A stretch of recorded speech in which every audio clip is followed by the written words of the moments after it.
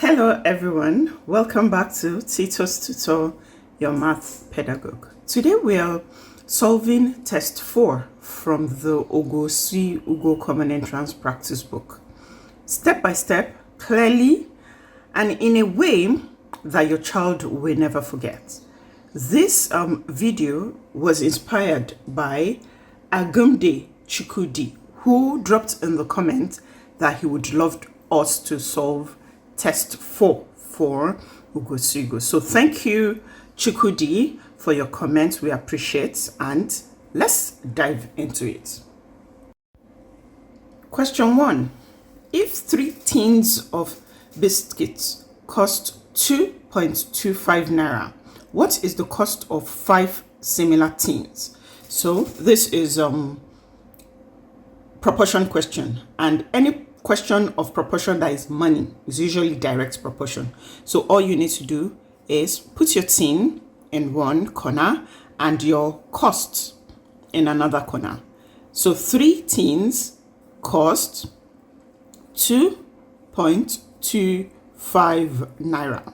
Now we need the cost of 5 tins. We don't know. That will be x. Then we cross multiply because it is direct proportion. X multiplied by 3 is going to give you 3x, and 5 multiplied by 2.25. Let's start with 5 times 5, 25. You have your 2 plus 2. 5 times 2 is 10 plus that 2 is 12, another 12, but you have 1 left. 5 times 2 is 10 plus that 1 is 11. Can you see? How many decimal places does it have? 2. You put it here. Then you divide this by 3 and divide this by 3. So x is equal to 11 divided by 3 is 3, which is 9, 10, 11. Remember 2. You put your decimal point. 22 divided by 3 is 7. Remember 1. 15 divided by 3 is exactly 5. So my final answer is 3.75 naira, and that is option A. You choose option A and you're good to go. Question 2. It says, from 35.05 naira, take away 30.99 naira. In this question, any number that comes after from comes first, because take away means minus. Okay, so you go 35.05 minus 30.99. The key thing you should note here is that subtraction of decimal, your decimal points must align. Okay, so you go 5 minus 9. That's not possible because 5 is too small to take out a 9 from. So you come here to borrow. When you go here, there was nothing. So you go here to borrow. When you borrow from 5, you're left with 4. Don't forget to write that down. Then that 1 you borrowed from 5 comes here to form 10. Then you can now borrow from 10. You're left with 9.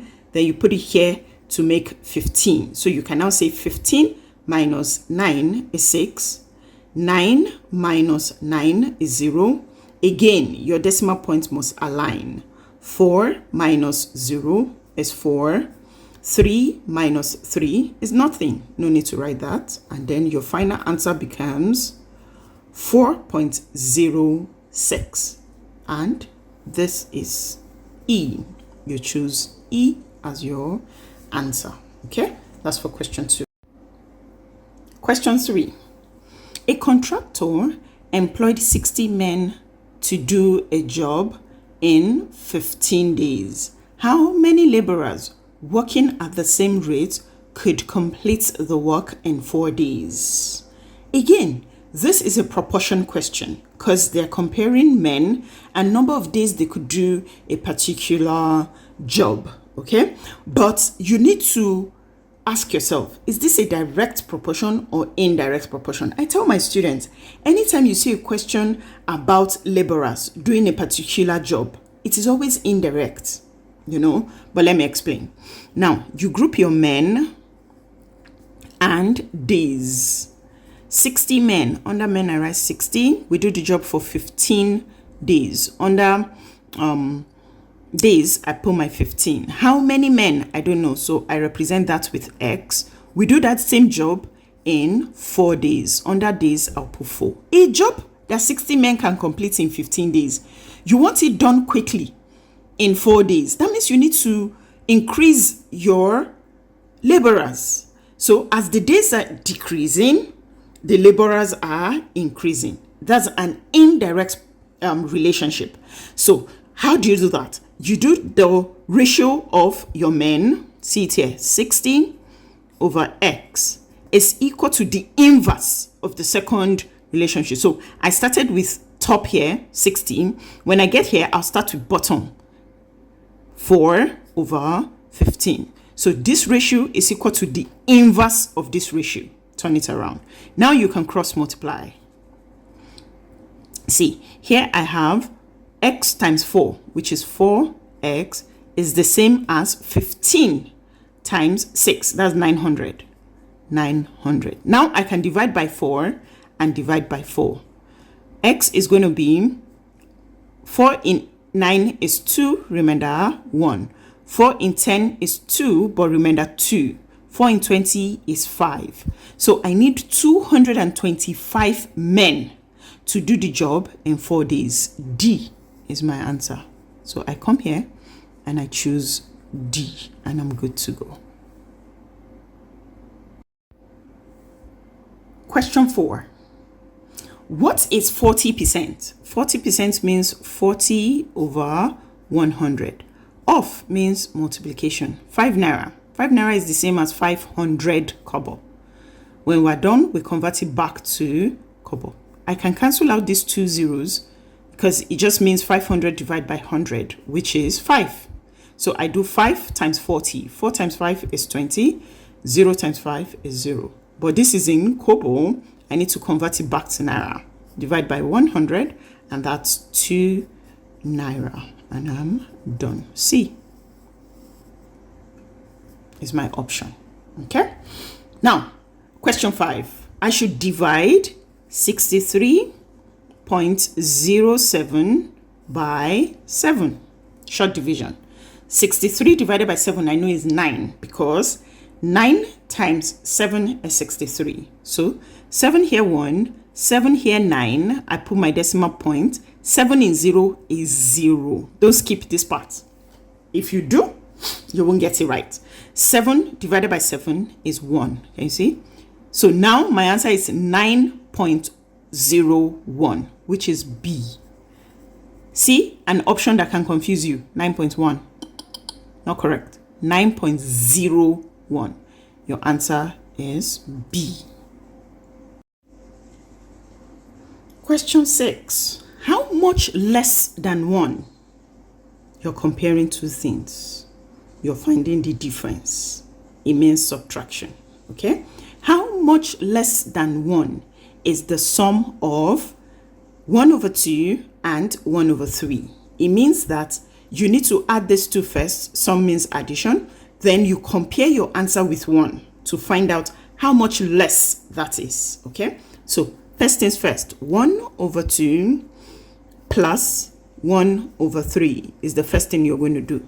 I always use my butterfly method in this case, which is 1 times 3 is going to give me 3 plus 1 times 2 is going to give me 2 all over the two denominators multiply by each other. 2 times 3 will give me 6. So here I have 3 plus 2, which is 5 over 6. That's the sum of half and 1/3. Now I need to compare 5 over 6 and 1. Subtract. 1 is bigger, so I have 1 minus 5 over 6. 1 is the same as 6 over 6. I always use denominator over denominator so that it's just easy for me to subtract when the denominators are the same. I just subtract the numerators. 6 minus 5 is 1, and I just choose one of the denominators and I am done. Final answer, 1 over 6. And 1 over 6 is D. D. Question 7. A car travels 200 kilometers in 5 hours. How far does it travel in 7 hours at the same speed? I don't know the speed for the first statement, so I need to find that speed. Remember, speed is equal to distance over time. My speed will be 200 because that's the distance, all over 5 because that's the what? Time from my first statement. And 20 divided by 5 is 4. 0 divided by 5 is 0. So my speed is 20 kilometers per hour. 40 kilometers per hour. Pardon me. So 200 divided by 5 is 40 kilometers per hour. That's my speed for the first statement. It now says that same speed I should find the distance is going to take for 7 hours. So I do speed is 40. Distance I do not know. Time is 7 hours. All I need to do is just cross multiply. D times 1 is D and 40 times 7. Let's start with 4 times 7 is 28. And 0 times 7 is 0 kilometers. My distance is 280 kilometers. And that is option D. Final answer, D. And I am good. Question 8 says that what is the volume of a rectangular water tank? Meaning that it is length times width times height. That's the formula for the volume of a rectangular water tank, which is a cuboid. Okay, base area times height, which is 8 meters long. The length is 8 meters. 4 meters wide. The width is 4 meters. 3 meters high. The height is 4 meters. So you say volume is equal to length times width times height. Okay, length is 8, width is 4, and height is 3. So you have 8 times 4 is 32. 32 times 3 is 96 meter cube. E is my correct option. So I have E as my answer. Let's look at question 9. It says, write the figures 5,000. Immediately I write my 5, I put my comma, which means 5,000. I know there are 3 digits that comes after. 500 in the place of 100. Tens, there's no tens because it's 5. So you have 0, 5. So this is 5,505. You choose the option C. And you are good.